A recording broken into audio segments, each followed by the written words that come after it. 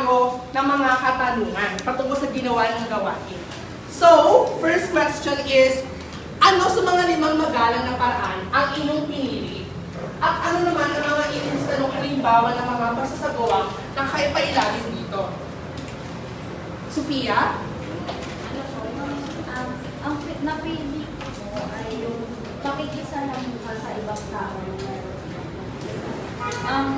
Ang napili kong mga halimbawa ng paraan ng pagsasagawa una, pag ako mamili, makakausapin. So, syempre, kung may mga tao bukas na namimili, ay, ito lang po yung kaparehas mo na paniniwala, dito lang po ako makaka-relate, so, ito lang po yung kakausapin ko. So, mali po yun, dapat po mag-improvement po tayo. Syempre po, pangalawa po, hindi lamang po sapat na huwag ka mamili na kakausapin mo. Dapat po, kausapin mo po sila. Kasi sa pamamaraan na po na yun, maaaring magbukas na po sa iba pa po yung kultura. Ayan, very good kay Sophia. Dapat hindi tayo magiging bias kung kanino tayo nakikipagpungyon o nakikipagsalamuha. Okay? Huwag maging bias.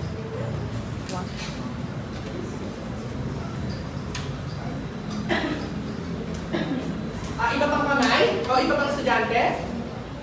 Okay, Kyo? So, ang pinili ko ay pag-invest practical. So, ang paraan na ko ay pilitin ang iyong para sumama sa mga bagay na gawa na hindi ang kanyang kultura.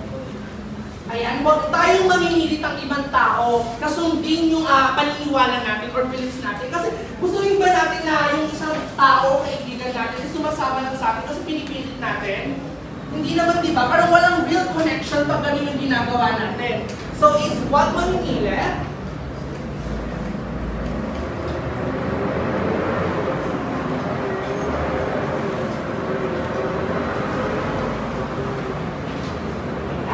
Para naman sa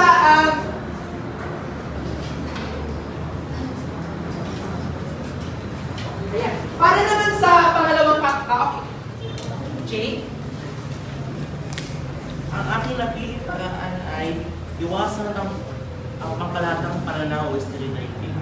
Halimbawa o masasagawa, isipin at iwasan ang mga anumang lumalabas na masama sa ating bibig. Laging pakaisipin na may damdamin ng ibang tao. Think before you know. So sinasabi ni Jake na maging sensitive tayo pag nakikipag-deal tayo with other people, which is true naman talaga. Be sensitive.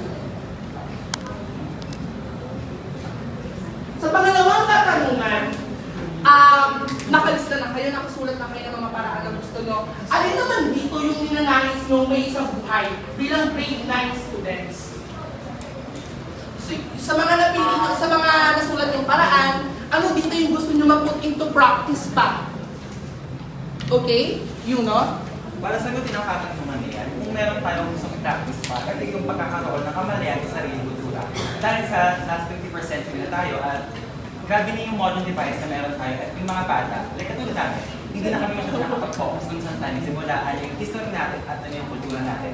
If mapapasunan natin ito, which is mas maganda kasi mas napapayapong natin ang ating pagiging Pilipino at mas maganda rin na may kaalaman tayo kung saan tayo simula at kung sino yung mga nauna sa atin.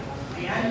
Yung importante na maging knowledgeable pa tayo pagdating sa culture natin because it's important siya kasi ito yung magpapakita if ever na alam natin yung history o mga pinanggalingan natin. So, maging maalam.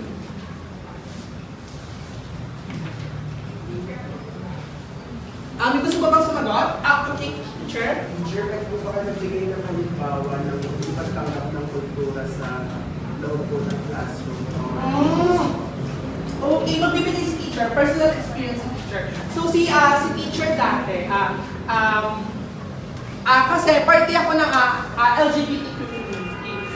Sa komunidad na yun, may mga culture kami or like may mga parang may mga traits kami, gano'n, na nakapaloob sa komunidad na yun.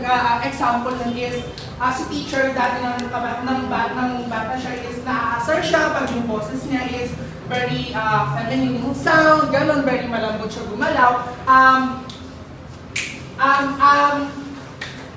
Ayun yung isa sa mga nag-i-experience sa teacher na kung saan parang hindi tinatanggap ng other people yung parang pinagmula ni teacher, kaya nagkakaroon siya ng pag-discrimina sa taong hindi tinatanggap yung culture niya. Nasagot ba, teacher? Sure, naranasan po ba yan sa loob ng classroom? Saan? Halls?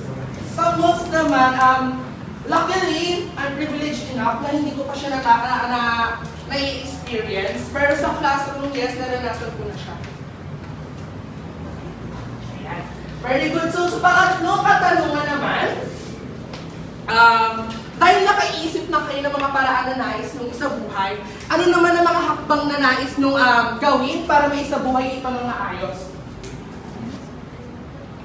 Ano yung mga steps na gusto nyo pang i-take para ma-make sure na mapuput into practice nyo na mas maigi o mas maayos yung mga naisip ng paraan?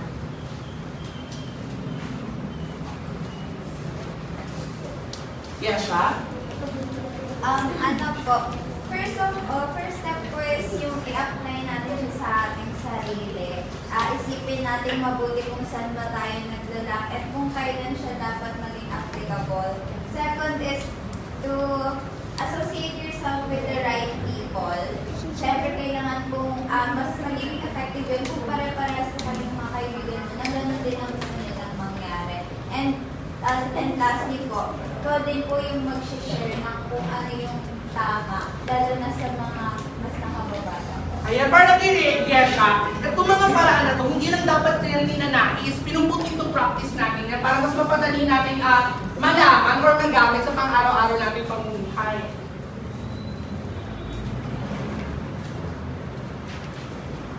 Ayan, sa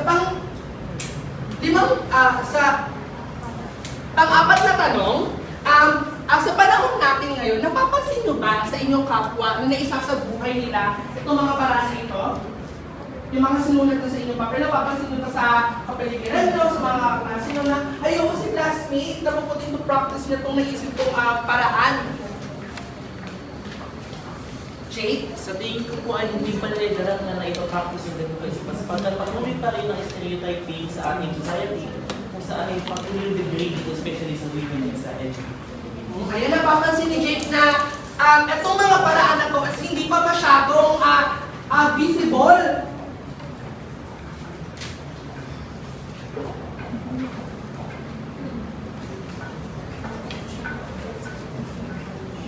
Ayan, hindi pa masyadong pansin sa kanyang kapaligiran. Which is, experience na yun, hindi naman natin masasabi kung tama or mali yun. Pero sa kanyang karanasan, na-experience nga nila, hindi pa masyadong napuput into practice sa mga tao na sa paligid niya, yung mga paraan na naisulat niya. Next na tanong, paano nyo, bilang grade ng inklusibo, matutulungan yung kapwa nyo na maging maalam sa mga ganitong uri ng paraan? Ano yung mga steps yung gagawin? Para ma-encourage sila na, yes, dapat tong may, okay, may tanong ka? Yun, no? Sure, ask ko lang po, kung may mga batas po ba na nagpaprotect na po dun sa mga different cultures po ng mga bawat. As of now, si teacher is kulang pa yung knowledge niya pagdating sa batas na nagpo-protect sa mga pagkakaiba-iba ng kultura ng mga tao. Pero tomorrow, I will make sure na sasagutin ko yung tanong mo at bibigyan kita ng mga batas na nakapaiikot sa tanong mo. So, ayun, yung panglima kong tanong, paanong paraan natin,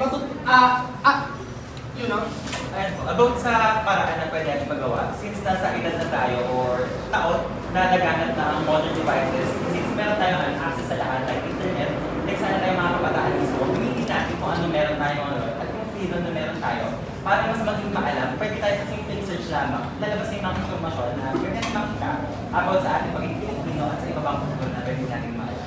Ayan, para ma-share natin yung knowledge natin pagdating sa mga paraan na to, gagamit tayo ngayon ng technology.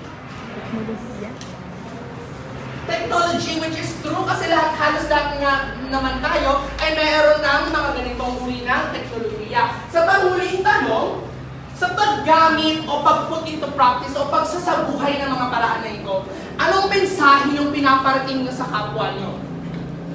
Kunwari, si Teacher Andrea, yung mga paraan na yan, isinasabuhay niya, ginagalang niya yung kaklase niya, yung mga kultura ng kaklase niya, pinapakita niya yung pagtanggap, nag-make space siya, hindi siya nagiging greedy sa pagkuha ng space pagdating sa mga culture, ano yung mensahe pinapakita niyo? Pag ganun yung mga paraan na ginagawa niyo.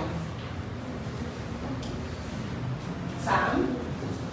Papakita po natin yung pag-respeto at the same time yung pagmamahal sa kultura ng kapwa. Ayan, pagrespeto at pagmamahal. Ito yung dalawang ipinapakita na sa tingin ni Sam. Bukod pa dito sa dalawa na to, ano pa yung maaari nating ipakita sa kanila? Ano pa yung message na pinapakita natin sa kanila? Bukod sa salitang respeto at pagmamahal.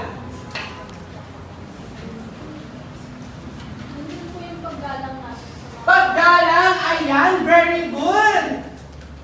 Paggalang. So, magbibigay ng espasyo sa... Ayan. Tatandaan nyo lamang na ang salitang paggalang ay magkakaroon ng malaking impluensya sa magiging talakayan ngayon na ipocontinue ni Teacher Princess.